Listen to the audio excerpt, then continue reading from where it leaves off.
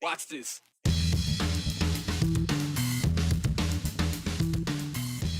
For weeks, the West Ada School District has been the center of community conversation, a controversy over a poster that says everyone is welcome here.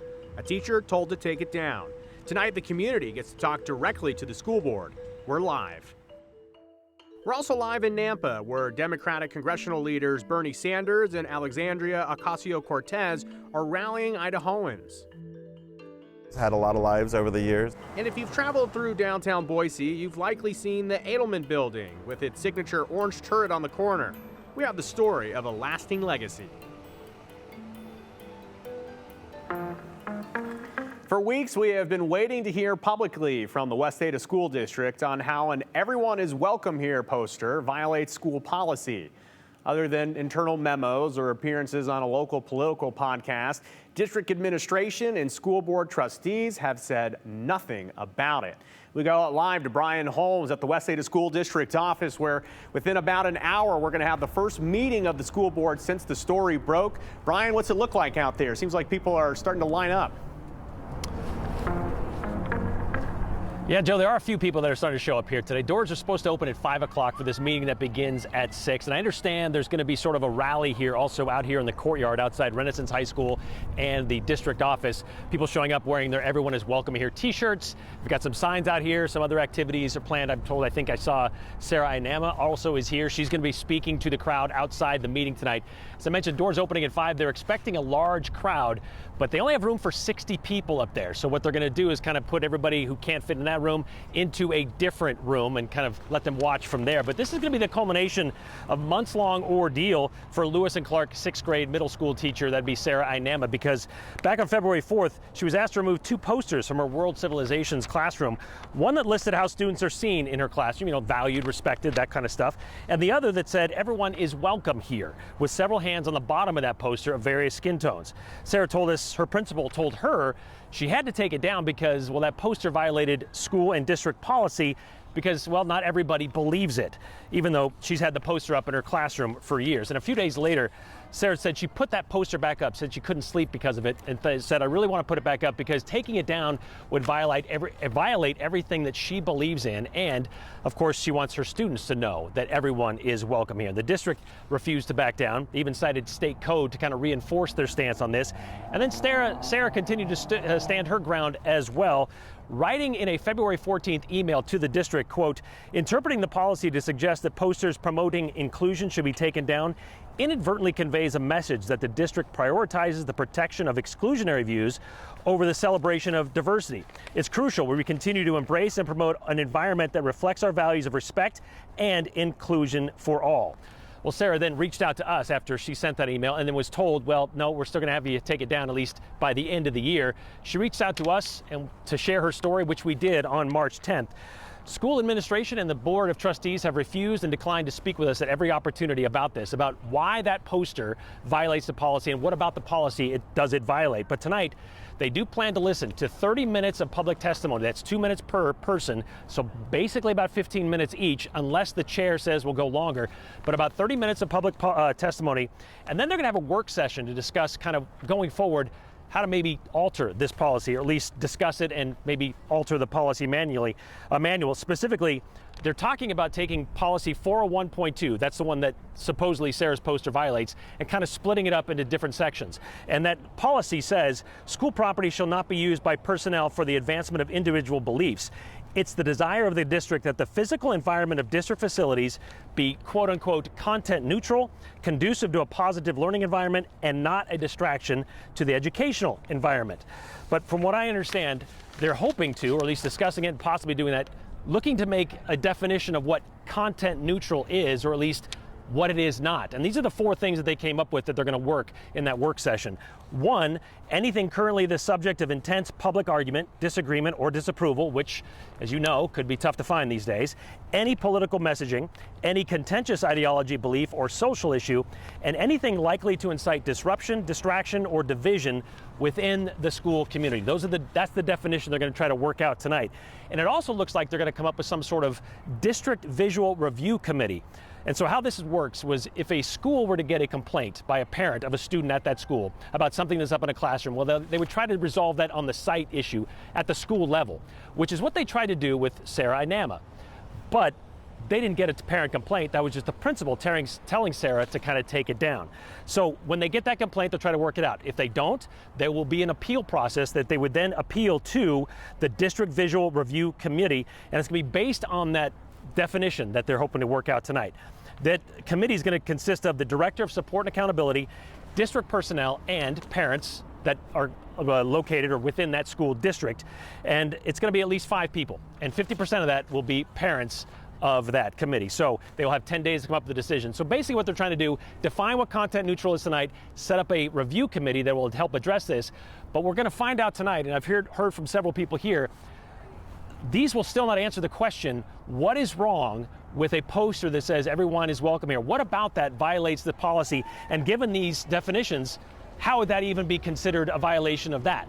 So hopefully we're going to hear something about that from the school board tonight. As I said, we'll see what kind of questions we'll have here. We don't know. Doors opening right about now. Things are getting started here in the courtyard, but we'll see what happens with the school board tonight starting at 6 o'clock. Joe? All right, Brian, thank you so much. We'll check in with the team later on. We'll get Brian inside the meeting. Of course, if you are interested in watching that meeting tonight, we will have it live on KTVB Plus and KTVB.com. Again, the door is just opening here at 5 o'clock.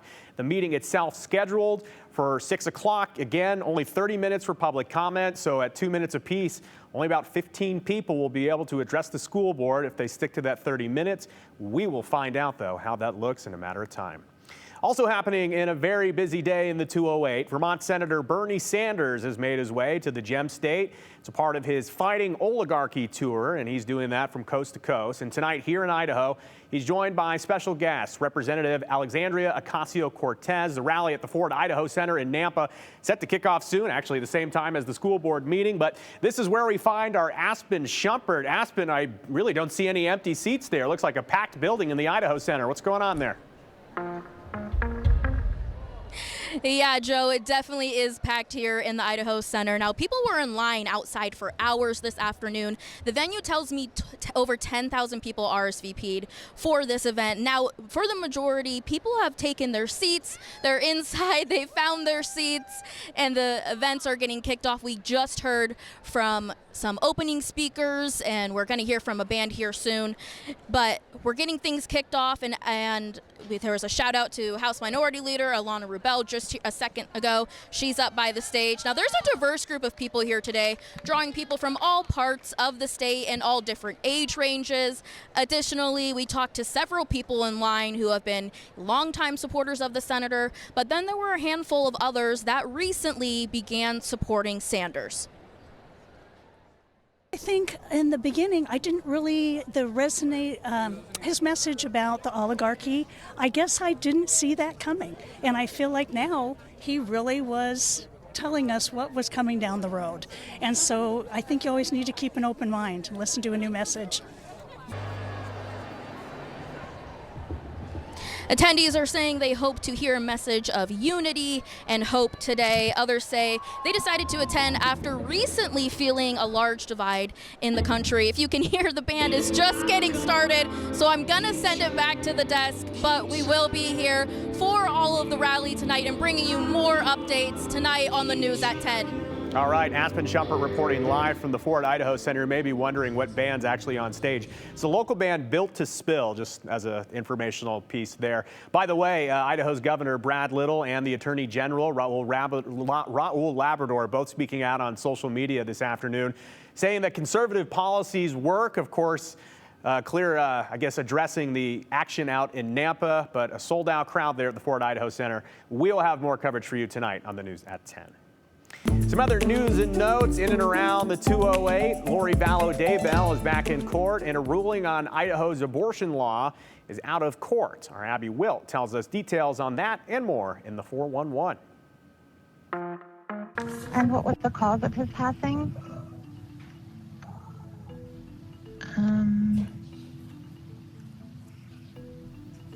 Well, he was shot. Lori Vallow Daybell was back in court today for the 5th day of trial. She's already been convicted of killing her kids here in Idaho. Now she's on trial in Arizona for conspiring with her brother Alex to kill her fourth husband, Charles Vallow. The jury heard recordings from July 2019, just days after Charles Vallow's death, when Lori Vallow called Banner Life Insurance, claiming to be the policy's beneficiary. 3 days after her initial call, Lori Vallow learned she wasn't the beneficiary and called back with a different story. For more details, tune in to the news at 6.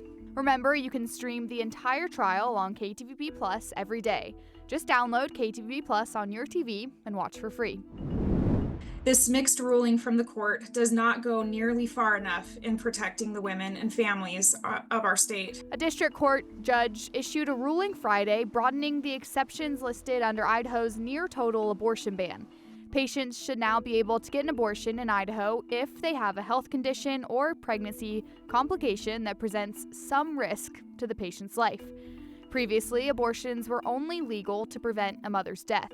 The decision comes roughly 5 months after the Adkins v. Idaho trial wrapped up. Sand Hollow fire crews put out a burn that got out of control yesterday. The fire district says a homeowner was burning on his property on Sand Hollow Road when the wind picked up and the fire started to threaten other structures. Remember to monitor wind gusts if you're burning on your property.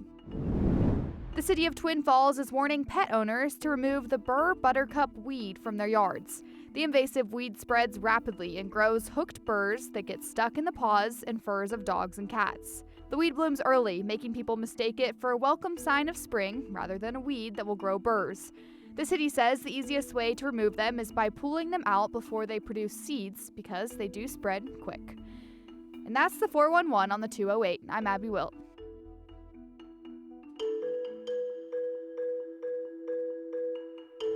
Oh, if buildings could speak, this one would whisper in a German-accented English, and it would tell stories from its creation 123 years ago. We head to the Adelmann building in downtown Boise. Something else you'd like us to dig into? Text us, or text us about really anything on your mind. Here's our number, 208-321-5614. Please be sure to include your name and hashtag the 208. We'll get to some of these live at the end of the show, and do not worry, we read all your comments.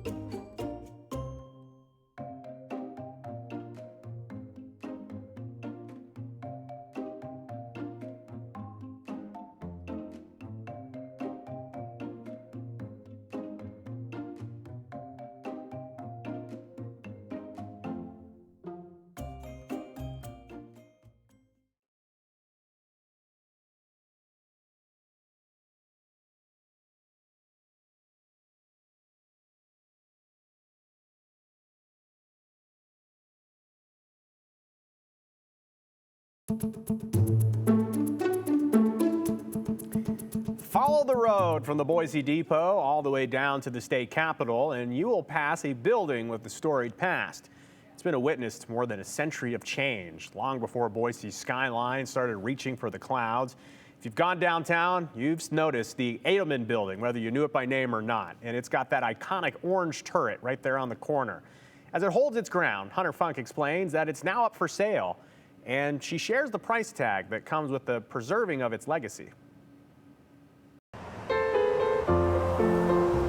If buildings could speak, this one would whisper in a German-accented English and would tell stories from its creation 123 years ago. It was built in 1902. It was designed by an important Boise architect, one of the first architects working in the city. The plans, drawn by Campbell and Whalen and owned by Richard Adelmann, a Civil War veteran and German miner who staked a mining claim near Idaho City. The build began as a one-story corner building. The budget, $10,000, but the final cost, triple that, as it later became a two-story building. And like many buildings of the time, built to serve a different purpose on the second floor, it was built for the Elks Lodge. The Elks are a fraternal order like the Masons or the Oddfellows, so big meeting rooms on the second floor and stores on the first floor. This architecture has a story of its own. There are Roman-like influences seen in the arched windows, and German influences seen in the stepped brick pattern and sandstone trim. It's architecture you describe as sort of a Queen Anne style. We often think of Queen Anne in terms of large Victorian era houses, but that style was occasionally applied to commercial buildings as well. It also saw a Chinese influence in the 1950s when Fong's Tea Garden covered the turret in Chinese characters. Though by the 1990s there was a new owner of the building, and those characters were removed, causing controversy. The city decided it was maybe important, but not as important as, as what the developer had in mind at the time, which was returning it to a more original appearance to 1902. Painting over the letters and adding a fence to the roof to hide new HVAC ducting was among the most recent renovations to the outside, done nearly 25 years ago.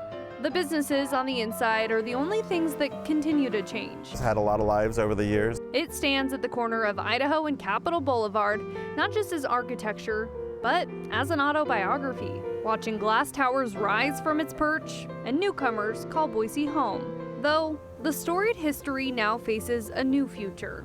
It's up for sale for $4.6 million. The former owners call the building an irreplaceable generational asset. The building was listed in the National Register of Historic Places in 1977 and was protected by the 1980s by the city of Boise through the creation of a historic district. It's been a place that the city has chosen to protect. For someone who loves old places, that's important to me.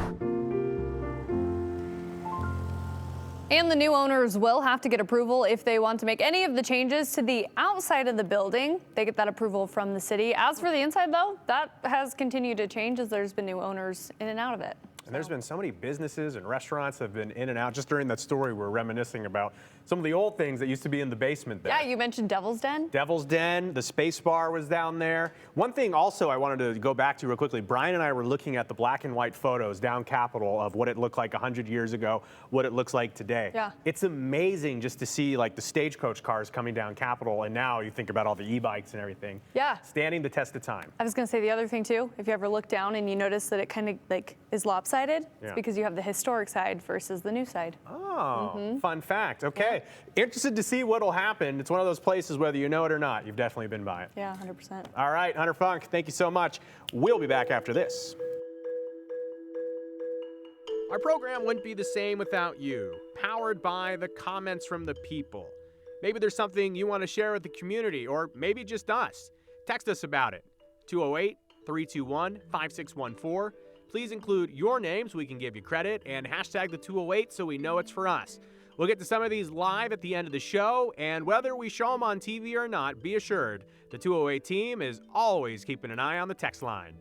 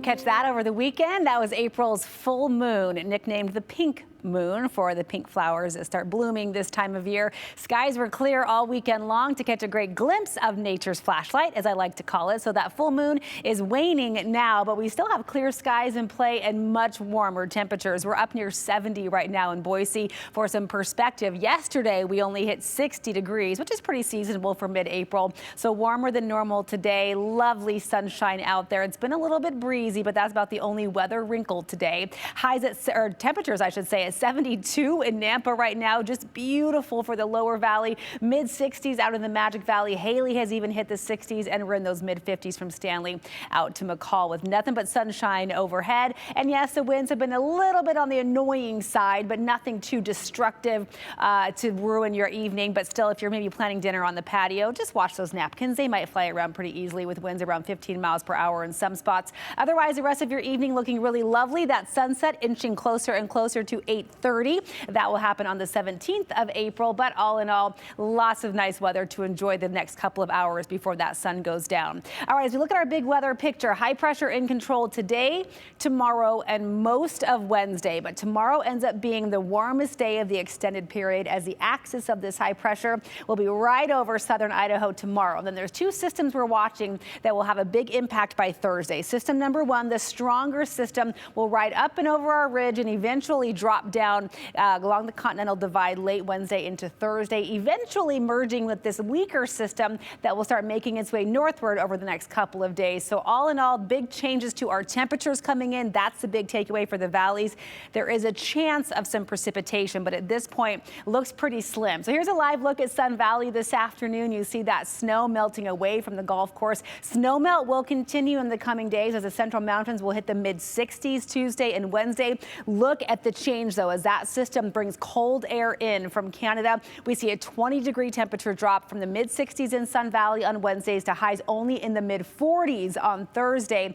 Looks like we will see some rain showers in the Central Mountains. Could be some high elevation snow as well by late Thursday night into Friday as temperatures cool. Very slim chances here in the lower elevations that we'll see a shower, but it's not out of the question Thursday evening. Wind and cooler temperatures likely are bigger weather impacts for Thursday. Looking at tomorrow, though, a stunning day. It'll be cool in the morning, upper 30s to low 40s for the Snake Plain in the morning. Tons of sunshine in the afternoon. High temperatures 5 to 8 degrees warmer than today. We may see some spots flirting with 80 degrees in the valley tomorrow. Slightly cooler on Wednesday, still sunny, but a bit breezy. Then we hit the low 60s Thursday, Friday, but a nice rebound just in time for Easter weekend.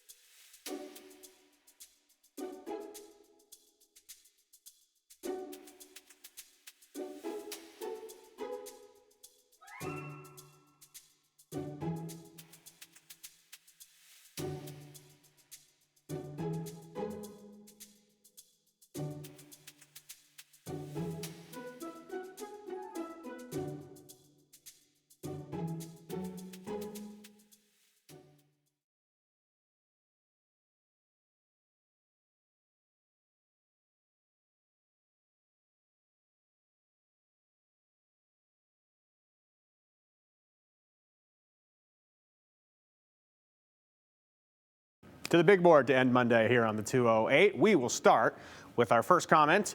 This person says, why is being hurtful even given any priority in this beautiful state? I'm very disappointed in the convenience with which people can discriminate against innocent children. That's Patrick in Meridian. Patrick referring to the West Ada School District. We will have more coverage for you coming up.